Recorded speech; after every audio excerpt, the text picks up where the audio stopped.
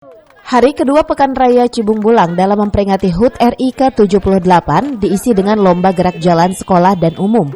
Sebanyak kurang lebih 2.000 orang terlihat memenuhi halaman kantor kecamatan sebagai lokasi finish.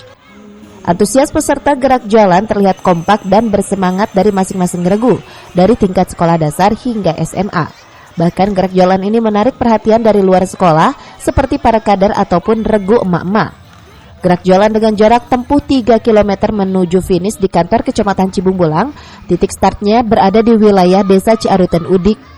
Camat Cibung Bulang yang didampingi Kades Ciaruten Udik secara simbolis mengibarkan bendera sebagai tanda dimulainya gerak jalan.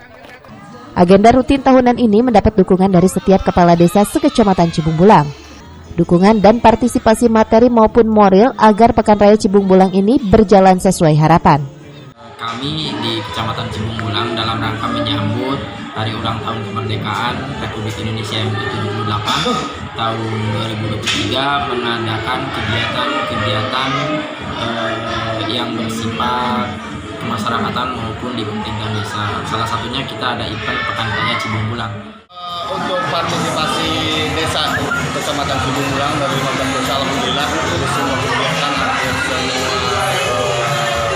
diikuti oleh peserta yang ditrakasai oleh para kepala desa Kecamatan Cibung Bulang.